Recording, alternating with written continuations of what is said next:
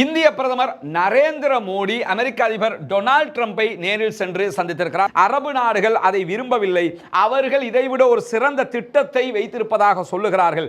அந்த திட்டத்தை வழங்குவதற்கான நேரம் இதுவாக இருக்கிறது. எனவே அதை நாங்கள் எதிர்பார்த்து நிற்கிறோம். எங்க திட்டத்தை நீங்க ஏத்துக்கிற மறுக்கிறீங்க. நீங்க ஒரு சூப்பர் திட்டத்தை சொல்லுங்க. இத்தனை நாட்களாக அமெரிக்கா பிசினஸ் பண்றாங்க, எல்லாம் பண்றாங்க. எப்படி பண்றாங்கன்னு சொன்னா கடல் வழியாக பண்ணுகிற எல்லாமே செங்கடல் வழியாகத்தான் வருகிறது. அங்கதான் டவுட் வருது. என்னன்னா காசாவை கையில் எடுத்தா தான் இந்த திட்டத்தை அவங்களுக்கு செய்ய முடியும். இதுல சொல்லப்பட்டிருக்கக்கூடிய செய்தி என்னன்னா காசாவிலிருந்து பாலஸ்தீன மக்களை மொத்தமாக வெளியேற்றுவது தொடர்பான அமெரிக்க அதிபர் டொனால்ட் ட்ரம்பினுடைய திட்டத்தை மொத்தமாக நாங்கள் புறக்கணிக்கிறோம் என்று அவர்கள் அறிவித்திருக்கிறார்கள்.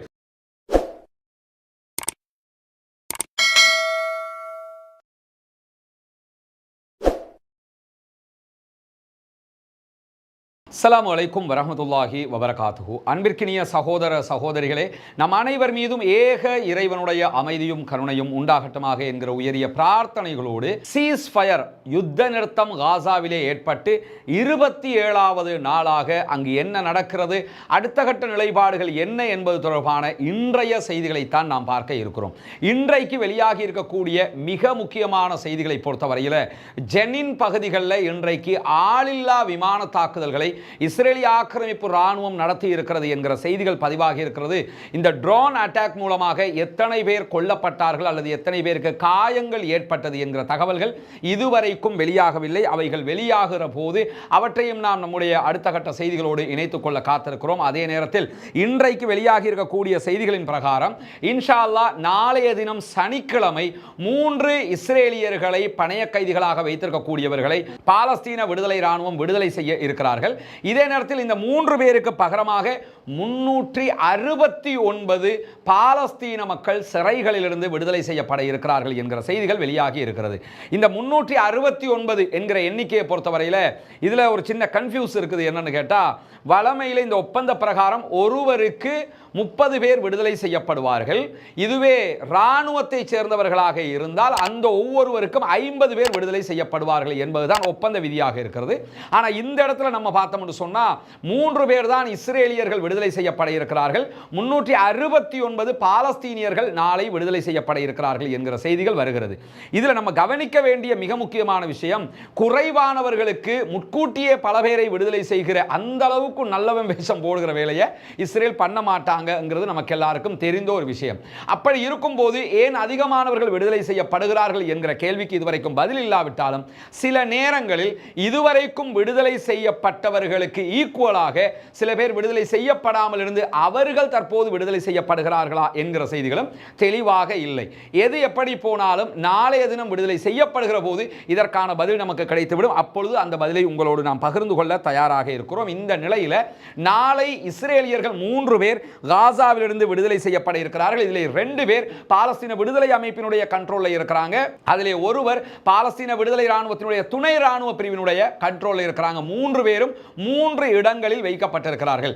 எனவே 3 பேரையும் ஒரே இடத்தில் பாலஸ்தீன விடுதலை ராணுவம் விடுதலை செய்ய போகிறதா அல்லது 3 பேரையும் 3 இடத்தில் வைத்து விடுதலை செய்ய போகிறார்களா என்பது தெரியாது.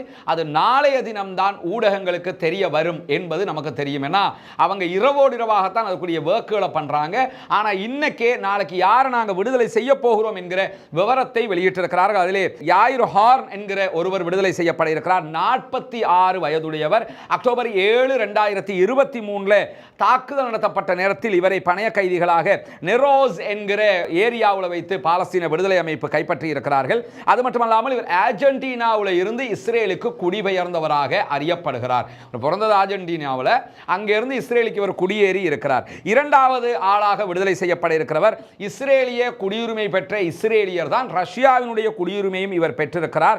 அலெக்சாண்டர் ட்ரூபனோ என்கிறவர். இவருடைய வயது 29 இருக்கிறது. 1990களில் பிற்பகுதிகளில் ரஷ்யாவில் இருந்து இஸ்ரேலுக்கு இவர் குடிபெயர்ந்திருக்கிறார் என்று சொல்லப்படுகிறது. அதே போன்று நிரோஸ் என்கிற பகுதிகளில் இருந்தே பணைய கைதியாக பிடிக்கப்பட்ட ஷாகுல் டெகல் என்கிற ஒருவர் நாளைக்கு விடுதலை செய்யப்பட இருக்கிறார். இவர் இஸ்ரேலிய அமெரிக்க குடியுரிமை பெற்றவர். இவருடைய வயது 336. இப்படி 3 பேர் நாளைய தினம் பாலஸ்தீனம் சார்பாக விடுதலை செய்யப்பட இருக்கிறார்கள். 369 பேர் இஸ்ரேல் சார்பாக பாலஸ்தீனியர்கள் விடுதலை செய்யப்பட இருக்கிறார்கள் நாளைய தினம். இது ஒரு பதட்டமான சூழ்நிலைக்கு மத்தியில் மிக ஒரு முக்கியமான விடுதலையாக மாறப்போகிறது என்பதும் இன்றைக்கே தலைப்புச் செய்திகளில் இடம் பிடித்திருக்கிறது. இப்படியான நிலையில தான் காசாவை கையகப்படுத்துகிற டொனால்ட் ட்ரம்பினுடைய திட்டம் ரொம்ப அடிவாங்கி கொண்டிருப்பதை நாம் பார்க்க முடிகிறது. எல்லா பக்கமுமே அவர் நம்பியிருந்த நாடுகளே அவருக்கு எதிராக மாறி நிற்கிறது. அதிலும் குறிப்பாக பார்த்தீங்கன்னு சொன்னா அமெரிக்க மக்களுக்கு மத்தியில் ஒரு கருத்து கணிப்பு எடுக்கப்பட்டிருக்கிறது. அது என்ன கருத்து கணிப்புனா, காசாவை டொனால்ட் ட்ரம்ப் கையகப்படுத்த நினைக்கிறாரு, அப்படி கையகப்படுத்துறது சரியா பிழையா, அதை அங்கீகரிக்கிறீங்களா இல்லையா என்று கேட்கிற நேரத்தில் 69% டொனால்ட் ட்ரம்பினுடைய இந்த செயல்பாட்டுக்கு எதிராக வாக்களித்திருக்கிறார்கள் என்கிற செய்திகள் வெளியாகி இருக்கிறது. எனவே அமெரிக்க மக்கள்ல 51 50 49 ஆகலங்க 69% ட்ரம்பினுடைய இந்த நடவடிக்கைகளுக்கு எதிராகத்தான் இருக்கிறார்கள் என்கிற கருத்து வெளியாகி இருக்கிறது. எனவே இது ஒரு நல்ல சமிக்ஞையாக பார்க்கப்படுகிறது. டொனால்ட் ட்ரம்பினுடைய எண்ணங்களுக்கு எதிராக அமெரிக்க மக்கள் இருக்கிற போது அவர் மட்டும் ஒரு தனியால் கிடையாது, அவர் ஒரு கட்சி சார்பாக ஆட்சி அமைத்தவர். அந்த கட்சிக்கு பாராளுமன்ற பெரும்பான்மை என்கிற ஒன்றும் இருக்கிறது. இந்த நிலையில அவர்கள் அடுத்தடுத்த தேர்தல்களில் எப்படி களம் காணுவது என்பதை எல்லாம் வைத்துத்தான் இந்த கட்டங்களுக்கு நகர்வார்கள் என்பது தெரியும். எனவே அமெரிக்க மக்கள் டொனால்ட் ட்ரம்புக்கு எதிராக இருப்பது என்பது மிக முக்கியமான ஒரு இடமாக இன்றைக்கு அறியப்பட்டிருக்கிறது. அதே நேரத்தில் காசாவில் இருக்கக்கூடிய மக்களை மொத்தமாக ஜோர்டானுக்கும் எகிப்துக்கும் மாற்றிவிட்டு இடம்பெயர செய்துவிட்டு காசாவை நாங்கள் கையகப்படுத்துவோம் என்று அமெரிக்கா அறிவித்திருந்த நேரத்தில் இன்றைய தினம் ஒரு முக்கியமான அறிவித்தலை அவர்களுடைய வெளியுறவு செயலராக இருக்கக்கூடிய மார்க்கோ ரூபியோ வெளியிட்டிருக்கிறார். அது என்ன செய்தியை வெளியிட்டிருக்கிறார் என்று சொல்லி சொன்னா, காசாவில் இருக்கக்கூடிய மக்களை ஜோர்தானுக்கும் எகிப்துக்கும் மாற்றுகிற திட்டத்தை அதிபர் டொனால்ட் ட்ரம்ப் அறிவித்திருக்கிறார். இதற்கு எதிராக அரபு நாடுகள் திரண்டு நிற்கிறார்கள். அரபு நாடுகள் அதை விரும்பவில்லை. அவர்கள் இதைவிட ஒரு சிறந்த திட்டத்தை வைத்திருப்பதாக சொல்லுகிறார்கள். அந்த திட்டத்தை வழங்குவதற்கான நேரம் இதுவாக இருக்கிறது. எனவே அதை நாங்கள் எதிர்பார்த்து நிற்கிறோம். எங்க திட்டத்தை நீங்க ஏத்துக்கிற மறுக்கிறீங்க, நீங்க ஒரு சூப்பர் திட்டத்தை சொல்லுங்க அப்படின்னு சொல்லி மார்க்கோ ரூபியோ இன்றைக்கு சொல்லி இருக்கிறது மட்டுமல்லாம காசாவில் மீண்டும் யுத்தத்தை செய்ய வேண்டும் என்று இஸ்ரேல் நினைத்துக் கொண்டிருக்கிறது. அந்த திட்டம் காசாவுக்கான இந்த யுத்தத்தை முடிப்பதற்கான ஒரு முழுமையான திட்டமாக அமையாத ஒரு நல்ல மெத்தட் இல்ல. யுத்தத்தையே பண்ணிக்கிட்டு இருந்தோம்னா ஏற்கனவே நடந்த யுத்தத்தினால எந்த பலனும் கிடைக்கல. எனவே இன்னொரு முறை யுத்தம் பண்ணி அங்க என்ன பண்ண போறோம்னு கேட்கிறாரு. இன்னைக்கு இது புரிஞ்சா நல்லது. அவங்களுக்கு இப்ப புரிஞ்சிருக்குது. ஆனா நெத்தனியாவுக்கும் கொஞ்சம் உரைக்கணும். அது நீங்க யுத்தத்தை பண்ணி என்ன பண்ண போறீங்க அப்படின்னு சொல்லிட்டு அது எந்த பிரச்சனையும் தீர்க்காது என்று சொல்லுகிறவர் என்ன சொல்றாருன்னு சொன்னா, பாலஸ்தீன விடுதலை அமைப்பு காசாவுக்குள்ள இருக்கிறது, அது ஒரு பெரிய பிரச்சனையாக இருக்கிறது. அதை இஸ்ரேல் ஏற்றுக்கொள்ள மறுக்கிறாங்க. அவங்களால அதை ஜீரணிக்க முடியல. யாராவது அவர்களை எதிர்கொள்ள வேண்டி இருக்கிறது. பிராந்தியத்தில் இருக்கக்கூடிய நாடுகள் அவர்களை எதிர்கொள்ள விருப்பமில்லை என்று சொன்னால் கண்டிப்பாக இஸ்ரேல் அவர்களை எதிர்கொள்ள தயாராக இருக்கிறது. அப்ப நாங்க என்ன பண்றதுன்னு கேட்கிறாரு. சாராம்சம் என்னன்னா, காசாவுல பலஸ்டைன் போராளிகள் இருக்கிறாங்க. இவங்களை நீங்க பிராந்தியத்தில் இருக்கக்கூடிய அரபு நாடுகள் அவங்களோட சண்டையிட ரெடி இல்லை. அப்ப நாங்க என்ன பண்றது? இஸ்ரேலாவது சண்டை பிடிக்கணுமா இல்லையா அப்படிங்கிறாரு. என்னன்னா, நீங்க அரபு நாடுகள் எல்லாம் ராணுவத்தையும் கொஞ்சம் கொண்டாந்து போடுங்க, அந்த ராணுவத்தை வச்சு நம்ம எதையாவது பார்த்துக்கலாம், இந்த மாதிரி பேசுவாங்கல்ல, அந்த மாதிரி ஒரு பேச்சு அவர் பேசுறாரு. அரபு நாடுகள் அதுக்கு ரெடி இல்லை. ஏற்கனவே இஸ்ரேலே வாங்கியிருக்கிற வாங்குவைக்கு நம்மாக்களையும் அனுப்பி அவங்க கிட்ட வாங்கி கட்டணுமாங்கிற நிலைமையில அவங்க இருக்கிறாங்க. அதுக்கு தான் அந்த தூண்டில போட்டு பார்க்குறாரு. நீங்க அப்படின்னா ஒரு திட்டத்தை கொண்டு வாங்க, எங்க ராணுவத்தை எல்லாம் போடுறோம், அப்படி போட்டு செய்கிறோம். அந்த திட்டம் எப்போ சாத்தியப்படும்னா, பாலஸ்தீன விடுதலை அமைப்பு ஒத்துக்கொண்டால் சாத்தியப்படும். ஓகே, நமக்கு தனி நாடு தர்றேன் என்று சொல்றீங்களா? ஓகே, அதற்கு தனிநாட்டுக்கு எல்லையில் கொண்டு வந்து அரபு ராணுவத்தை தான் கொண்டு வந்து போடணுமா? ஓகே, அதையும் போடுறோம். எங்களை நீங்கள் நம்பிக்கையில் அவங்கள போடுறோம். அவங்க ஒத்துக்கொள்வாங்களாக இருந்தால் இந்த பிரச்சனை முடிவுக்கு வரும். ஆனால் அவர்கள் இதுவரைக்கும் அப்படியான எந்த ஒரு சைக்கினையுமே கொடுத்ததாக தெரியவில்லை. இப்படி இருக்கிற இடத்துல தான் அவர் என்ன சொல்றாருன்னா, இஸ்ரேல் திரும்ப திரும்ப யுத்தத்திற்கு வருவது என்பது தீர்வாகாது. உடனடியாக அரபு நாடுகள் ஒரு திட்டத்தை தாங்க, அந்த திட்டத்தை பற்றி நம்ம யோசிப்போம் இறங்கி வந்திருக்கிறாங்க இப்போ. ஆனால் அரபு நாடுகள் புதுசாக கொடுக்கறதுக்கு எந்த திட்டமும் கிடையாது, கொடுக்க வேண்டிய தேவையும் இல்லை. அரபு நாடுகளில் குறிப்பாக சவுதி அரேபியாவிலிருந்து ஈஜிப்ட் வரைக்கும், பாகிஸ்தான் வரைக்கும் உலகத்தில் இருக்கக்கூடிய 134 நாடுகள், ஈவன் ஸ்ரீலங்கா, இந்தியா, எல்லா நாடுமே சொல்லக்கூடிய அழகான திட்டம் தான் 2 நாடுகள் என்கிற திட்டம். பாலஸ்தீனம் என்கிற ஒரு நாடு, இஸ்ரேல் என்கிற ஒரு நாடு. இந்த 2 நாடு, இஸ்ரேல் ஒரு நாடுன்னு நீங்க இடத்தை பிடிச்சி நிக்கிறீங்க. அதே மாதிரி பாலஸ்தீனத்துக்கு சுதந்திரம் கொடுத்துருங்க, அவங்க தனி நாடா இருந்துட்டு போவாங்க. அப்ப எந்த பிரச்சனையுமே இல்லை. இந்த வேலையை செஞ்சா மட்டும்தான் இதுக்கு முடிவு வரும் என்பதுதான் அரபு நாடுகளுடைய திட்டமாக இருக்கிறது. அதை தற்போது தற்போது அமெரிக்கா கீழே இறங்கி வந்துருச்சு, கேட்டுக்கிட்டு இருக்கிறாங்க. கொடுத்தாலும் இப்ப இந்த திட்டத்தை தான் இவங்க கொடுக்க போறாங்கிறது மிக தெளிவாக தெரிகிறது. இந்த நேரத்தில் தான் இந்திய பிரதமர் நரேந்திர மோடி அமெரிக்க அதிபர் டொனால்ட் ட்ரம்பை நேரில் சென்று சந்தித்திருக்கிறார். அந்த பேச்சுவார்த்தைகள் எல்லாம் ஒரு விவரமாக பேசப்பட வேண்டிய தனி டாபிக்கான பேச்சுவார்த்தைகள் நிறைய பேசி இருக்கிறாங்க. இந்தியாவுக்கு தேவையான பல நலன்கள் அதிலே உள்ளடக்கப்பட்டிருக்கிறது. டொனால்ட் ட்ரம்போடு அவர் பேசுகிற நேரத்தில் நடந்த சம்பவங்கள், அது மாதிரி பல விஷயங்கள் இருக்கிறது. இந்த இடத்துக்கு நமக்கு தேவையானது என்ன விவகாரம் என்று சொன்னா, டொனால்ட் ட்ரம்போடு நடைபெற்ற இந்த பேச்சுவார்த்தைகளில் ட்ரம்ப் என்ன சொல்லியிருக்கிறார்னா, இந்தியாவுக்கு இஸ்ரேல் வழியாக நாங்கள் ஒரு பெரிய ஒரு செயினை உருவாக்கி ஒரு பிசினஸ் உங்களோட பண்றதுக்கு நாங்கள் உறுதியாக இருக்கிறோம். எந்த அளவுக்கு உறுதியாக இருக்கிறோம் என்று சொல்லி சொன்னா, நாங்கள் ரெண்டு பேரும் ஊடகத்தில் பேசும்போது சொல்றாரு, டொனால்ட் ட்ரம்பும் நரேந்திர மோடியும் இந்த ஜோடி வரலாற்றில் ஒரு மிகப்பெரிய வர்த்தக பாதையை உருவாக்குவதற்கு தயாராக இருக்கிறது. இந்தியாவில் இருந்து இஸ்ரேல் வழியாக இத்தாலி வரைக்கும் பொருட்களை நீங்கள் ஏற்றுமதி செய்ய முடியும். அதே போன்று எங்களுடைய பொருட்களும் உங்களை இஸ்ரேல் வழியாக வந்து அடையும். அந்த அளவுக்கு நம்முடைய இந்த நட்பை பயன்படுத்தி ரோட் மேப்பை நம்ம போடணும். அதே மாதிரி ரயில் பாதைகளை அமைப்பதற்குரிய திட்டங்களை போட வேண்டும். அதே மாதிரி கடலுக்குள்ளாக ரயில் பாதைகளை அமைப்பதற்குரிய திட்டங்களை நம்ம கொண்டு வரணும். கேபிள்கள் மூலமாக நம்முடைய மற்ற செயல்பாடுகளை முன்னெடுப்பதற்கான திட்டங்களையும் நம்ம கொண்டு வரணும் என்கிற செய்திகளை எல்லாம் இன்னைக்கு அவர் சொல்லியிருக்கிறார். இங்கதான் டொனால்ட் ட்ரம்பினுடைய அந்த திட்டத்தினுடைய மையப்புள்ளி இருப்பதை நாம் அவதானிக்க முடியும். இத்தனை நாட்களாக அமெரிக்கா பிசினஸ் பண்றாங்க, எல்லாம் பண்றாங்க. எப்படி பண்றாங்கன்னு சொல்லி சொன்னா, கடல் வழியாக பண்ணுகிற எல்லாமே செங்கடல் வழியாகத்தான் வருகிறது. ஈஜிப்டால வருவாங்க, ஈஜிப்ட் பார்டர் தாடி செங்கடலுக்குள்ள வருவாங்க, செங்கடலால இந்திய பெருங்கடலுக்குள்ள இந்தியாவுக்கு தேவையான எல்லாமே வந்து கொண்டிருக்கும். இதுதான் திட்டமிட்ட ஒரு பயணமாக இருக்கிறது. ஆனா இப்ப அவங்க சொல்லக்கூடியது என்னன்னா, இஸ்ரேல் வழியாக செய்வோம். ரெண்டு விதமா செய்வோம். ஒன்னு லேன் ரூட்ல ஒன்றை பண்ணுவோம், லேன் இல்லாத இடத்துல ரூட நம்ம பண்ணணும். ரெண்டாவது கடல் வழியாகவும் பண்ணுவோம் அப்படின்னு சொல்லி ரெண்டு திட்டங்கள் முன்வைக்கப்படுகிறது. இந்த ரெண்டு திட்டத்தில் இருக்கக்கூடிய மிகப்பெரிய பிரச்சனை என்னன்னா, காசாவை கைப்பற்றுகிறோம் என்று கைப்பற்ற வேண்டும் என்று அடித்து சொல்லிக் கொண்டிருக்கிறாரா இல்லையா டொனால்ட் ட்ரம்ப்? அங்கதான் டவுட் வருது. என்னன்னா, காசாவை கையில் எடுத்தா தான் இந்த திட்டத்தை அவங்களுக்கு செய்ய முடியும். அதுக்காக வேண்டி தான் காசா அவருக்கு தேவைப்படுது. இப்போ என்ன, காசா மக்களுக்கு நலவு செய்யறதுக்கு இல்லை, காசாவை கையில் எடுத்தா இந்த பிசினஸ் ரூட் அமைச்சு வரலாற்றில் மிகப்பெரிய இந்த பட்டுப்பாதை மாதிரி செங்கடல் மாதிரி நான் ஒரு பெரிய பிசினஸ் ரூட் அமைச்சு கொடுத்தேன் என்கிற அந்த வரலாற்று பெருமையை எடுக்கிறதுக்காக காசாவை கைப்பற்ற நினைக்கிறாரு. அவர் மோடியோட பேசினத்தோடு அவருடைய திட்டம் தவிடுபடியாக வெளியே வந்திருக்கிறது. அது எப்படி அந்த திட்டத்தை அவர் அமைக்க நினைக்கிறாருங்கிறது ஒரு தனி வீடியோவாகத்தான் நம்ம போடணும். காசாவில் என்ன இருக்குது, காசாவை கைப்பற்றுவதற்கு அவர் ஆசைப்படுவதற்கான காரணம் என்ன, காசாவில் அப்படி இருக்கக்கூடிய ஒரு முக்கியமான அம்சங்கள் என்ன என்று ஒரு சுவாரஸ்யமான நம்ம தெரிந்து கொள்ள வேண்டிய, காசா மீது இவர்கள் ஆசைப்படுவதற்கான அடிப்படை காரணம் ஒரு தனியான விஷயம் இருக்குது.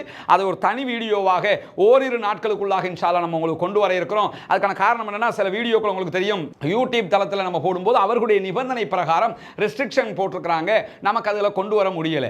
பல விஷயங்கள் நம்ம பண்ணும்போது இந்த மாதிரி பிரச்சனை வர்றதுனால தனியான ஒரு இணையதளத்தை தயார் பண்ணிக்கிட்டு இருக்கிறோம். அப்படியான வீடியோக்கள் அந்த இணையதளத்தில் நம்ம போட்டுட்டுருவோம். நீங்க நேரடியாக அதில் பார்த்துக்கிற முடியும் இன்ஷா அல்லாஹ். அதுக்காக வெயிட் பண்ணுங்க. காசாவை கைப்பற்றுவதனுடைய சூட்சுமம் என்ன என்பது அதிலே வெளிப்படும். தற்போது பாதி வெளியாகிவிட்டது நரேந்திர மோடியுடனான இந்த சந்திப்பின் பிரகாரம். இரண்டாம் கட்டமாக இன்றைக்கு வெளியாகி இருக்கக்கூடிய இன்னும் ஒரு முக்கியமான செய்தி என்னன்னா, நேற்றைய வீடியோவில் நம்ம சொல்லியிருந்தோம், பிரான்சினுடைய அதிபர் மெக்ரான் மிக அழகான ஒரு பதிலை கொடுத்திருந்தார் காசா விவகாரத்தில். இன்றைக்கு மீண்டும் அவர் தன்னுடைய நாட்டினுடைய ஊடகத்துக்கு வழங்கி இருக்கக்கூடிய பேட்டியில் என்ன சொல்றாருன்னா, 2 மில்லியன் மக்களை காசாவிலிருந்து வெளியேற்றுவது என்பது மிக முக்கியமான, ஏற்றுக்கொள்ள முடியாத ஒரு வாதமாக இருக்கிறது. டொனால்ட் ட்ரம்பினுடைய இந்த விவகாரத்தை ஒருபோதும் பிரான்ஸ் ஏற்றுக்கொள்ளாது, இது மிக ஆபத்தான நடவடிக்கை என்று சொல்லிட்டு அமெரிக்காவுடைய ஃபைனான்சியல் டைமுக்கு அவர் பேசும்போது என்ன சொல்றார் என்று சொன்னா, என்ன பொறுத்தவரையில் காசாவுக்கான தீர்வு ரியல் எஸ்டேட் பிசினஸ் தீர்வு அல்ல, அது ஒரு பொலிட்டிக்கல் தீர்வாக இருக்க வேண்டும். காசாவுக்கு கொடுக்கிற தீர்வு எப்படி இருக்கணும்னா, நீங்க ரியல் எஸ்டேட் பிசினஸ் பண்ற மாதிரி பண்ணக்கூடாது, பொலிட்டிக்கலி தீர்வு கொடுக்கப்பட வேண்டும். பொலிட்டிக்கலி தீர்வு கொடுக்கிற போதுதான் கண்டிப்பாக அது வெற்றி அடையும். ஆனா டொனால்ட் ட்ரம்ப் என்ன பண்றாருன்னு கேட்டா, காசாவையும் ரியல் எஸ்டேட் பிசினஸ் பண்ற மாதிரி நினைக்கிறாரு. ரெண்டாவது டென்மார்க்கை பகைச்சுக்கிட்டு கிரீன்லாந்தையும் அவர் எடுத்துக்கொள்ள பார்க்கிறார். இதெல்லாம் வந்து இந்த ரியல் எஸ்டேட் பண்றவங்களுக்கு சரிப்பட்டு வருமே தவிர இந்த மாதிரியான வேலைகளுக்கு சரிப்பட்டு வராது, ஒருபோதும் அதை ஒப்புக்கொள்ள மாட்டோம் என்று சொல்லி அவர்களும் இன்றைக்கு மிக தெளிவாக சொல்லி இருக்கிற செய்திகள் வெளியாகி இருக்கு. இது எல்லாமே பாலஸ்தீன மக்களுக்கான நலவுகளாக முடியக்கூடியது. ஏன்னா இந்த பிரான்ஸ் மாதிரியான நாடுகள் எதிர்ப்பது என்பது, ஏன்னா பிரான்ஸை பற்றி நம்ம சாதாரணமாக பல கட்டங்களில் நினைச்சிருவோம், இந்தியாவை பேசுவோம், மற்ற நாடுகளை பேசுவோம். பிரான்ஸ் எல்லாம் வந்து ஒரு பெரிய ராஜ்யம், ஒரு காலத்தில் பல நாடுகளை தன்னுடைய கண்ட்ரோலில் வச்சு கொண்டிருந்த பகுதிகள் அவங்க. இன்னைக்கு நீங்க பார்த்தீங்கன்னா ஜோர்தான் விஷயத்துக்கு ஏன் பிரான்ஸ் இவ்வளோ அடிச்சுட்டு நிற்கிறாங்கன்னு புரியுதா? ஜோர்தானுக்கு காசா மக்கள் அனுப்புவோங்கிறாங்கல்ல, ஏன் பிரான்ஸ் மக்ரான் வந்து திரும்ப திரும்ப அதை எதிர்க்கிறாருன்னா, ஒன்னே டொனால்ட் ட்ரம்பினுடைய இந்த திட்டத்தை அவர் ரசிக்காம இருக்கிறதுக்கான மெயின் காரணம் என்னன்னா, ஜோர்தானை கண்ட்ரோல் பண்ணிக்கிட்டு இருக்கிறது அமெரிக்கா அல்ல, பிரான்ஸ் தான் கண்ட்ரோல் பண்ணுறாங்க. பிரான்சினுடைய ஏர்பேஸ் அங்கே இருக்குது, பிரான்சினுடைய இராணுவ தளம் அங்கே இருக்குது, பிரான்சினுடைய இராணுவம் குவிக்கப்பட்டிருக்கிறது. ஜோர்தானுக்குள்ள பிரான்ஸுக்கு தனியான பேஸ் இருக்கிறது. இப்போ கத்தாரில் அமெரிக்காவோட பேஸ் இருக்கிற மாதிரி மிகப்பெரிய பேஸ், மிடில் ஈஸ்டில் இருக்கக்கூடிய அமெரிக்காவுடைய மிகப்பெரிய இராணுவ தளம் எங்கே இருக்குன்னா கத்தாரில் தான் இருக்குது. அதே நேரத்தில் பிரான்சினுடைய மிகப்பெரிய இராணுவ தளம் எங்கே இருக்குதுன்னு சொன்னால் ஜோர்தானுக்குள்ளே இருக்குது. அதனால தான் அவங்க என்ன பண்ணுறாங்கன்னா, இந்த 20 லட்சம் மக்கள் நீங்க அங்க கொண்டு வரதை நாங்க ஏத்துக்க முடியாது. பிரான்ஸ் என்ன பண்றாங்கன்னா எதிர்த்து நிற்கிறாங்க. அது ஜோர்தான் பிரான்ஸுக்கு சொல்லி செய்யக்கூடிய ஒரு விஷயமாக பார்க்கப்படுகிறது. இந்த மாதிரியான நேரத்தில் இன்றைக்கு ஒரு முக்கியமான விளம்பரம், இந்த விளம்பரத்தை நீங்க பார்க்க முடியும். இது நியூயார்க் டைம்ஸ்ல வெளியாக இருக்கு. நியூயார்க் டைம்ஸினுடைய பத்திரிகையினுடைய பேஜை தான் நீங்க பார்க்குறீங்க. இது விளம்பரமாக போடப்பட்டிருக்கிறது. இந்த விளம்பரத்தை வெளியிட்டிருக்கிறவங்க யாருன்னு சொன்னா, அமெரிக்காவை தளமாக கொண்டு இயங்கக்கூடிய ஜூயிஷ் வாய்ஸ் ஃபார் பீஸ் என்கிற யூத மக்களுக்கான அமைதிக்கான குரல் என்கிற அமைப்பு தான் இந்த விளம்பரத்தை வெளியிட்டிருக்கிறாங்க. இவங்களோட சேர்த்து இஸ்ரேலில் இருந்து இயங்கக்கூடிய பீஸ் நவ் என்கிற அமைப்பும் இணைஞ்சிருக்கிறாங்க.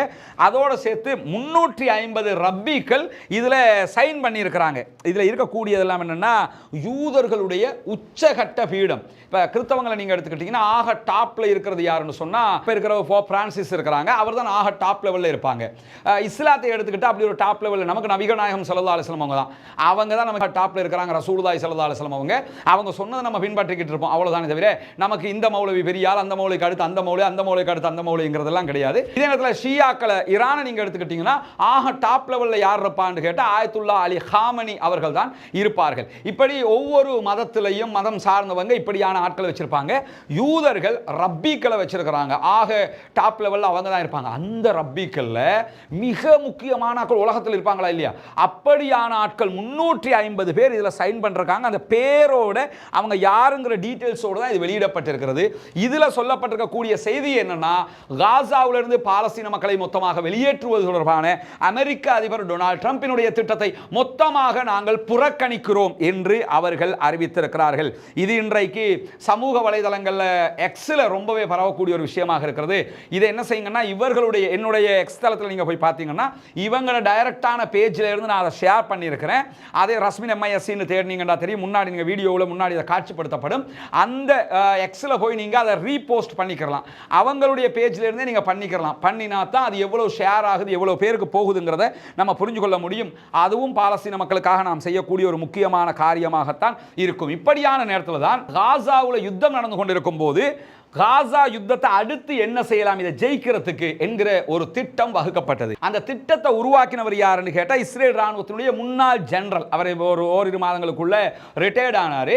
அந்த முன்னாள் ஜெனரலாக இருந்த ஜியாரா ஐலாண்டுங்கிறவர் தான் அந்த திட்டத்தை வகுத்தார். இதுக்கு சொல்றது ஜெனரல்ஸ் திட்டம்னு சொல்றது. இந்த அவங்க உருவாக்கின திட்டத்துக்கு பேர் ஜெனரல்ஸ் அர்த்தம். ஜெனரல்ஸ் என்ன அர்த்தம்னு கேட்டா, நமக்கு யுத்தத்தில் தாக்குதல் நடத்தி நடத்தி நடத்தி இவங்களை வெல்ல முடியாம இருக்குது. அப்ப என்ன செய்யலாம்னும் போது, நார்த் காசா, வடக்கு காசா இருக்குதா இல்லையா, இந்த வடக்கு காசாவை மொத்தமாக மூடிய மண்டலமாக அறிவிப்பது. உள்ள யாரும் போக முடியாது, உள்ள இருக்கிறவங்க யாரும் வெளியே வர முடியாது என்று அறிவிச்சு, அதுக்குள்ள தண்ணீரோ அதே மாதிரி உணவுகளோ மருந்துகளோ எதையுமே அனுப்பாமல் நிறுத்துவது. மொத்தமாக உள்ள எதுவும் போகக்கூடாது. அப்ப பட்டினியில மக்கள் செத்து போவாங்க. பட்டினியில சாகிறது மட்டுமல்லாமல் உள்ள இருக்கிறவங்க அத்தனை பேருமே பாலஸ்தீன இராணுவமாக, பாலஸ்தீன போராளிகளாக அறிவிப்பது. அறிவிச்சுட்டா உலகம் என்ன பார்க்கும், உள்ள எல்லாமே அவங்க தான் இருக்கிறாங்களா, அதனால தான் இவங்க பசி போட்டு கொன்றுவோம்னு சொல்லி முடிவெடுத்திருக்கிறாங்க என்று சொல்லி 4.5 லட்சம் மக்களுக்கு இந்த மாதிரி பண்றதுக்கான ஒரு திட்டத்தை முன்மொழிஞ்சவர் யாருன்னு கேட்டா, இந்த ஜெனரல் பிளானுடைய தலைவராக இருக்கக்கூடிய முன்னாள் ஜெனரல் ஜியோரா ஐலாண்ட். அவர் இன்னைக்கு இஸ்ரேலுடைய மிக முக்கியமான பத்திரிகையாக இருக்கக்கூடிய எடியோத் அஹ்ரோனோத்துக்கு ஒரு பேட்டி கொடுத்திருக்கிறாரு. அதுல என்ன சொல்றாருன்னு கேட்டா, இந்த யுத்தத்தில் வகுக்கப்பட்ட 4 இலக்குகள்ல 3.5 இலக்குகள்ல இஸ்ரேல் தோத்துருச்சு. 4 இலக்குல 3.5 இலக்குல தோத்துருச்சு அப்படிங்கிறாரு. அதுல முதலாவது என்ன சொல்றாருன்னு கேட்டா, பாலஸ்தீன விடுதலை அமைப்பினுடைய ராணுவ பல மிலிட்டரி பவரை நாம உடைக்கல. எனவே நம்ம தோத்துட்டோம். நீங்க இன்னைக்கு எடியோ தகரணத்தில் இதை போய் பார்க்கலாம். அழகான ஒரு செய்தி அவர் சொல்றாரு.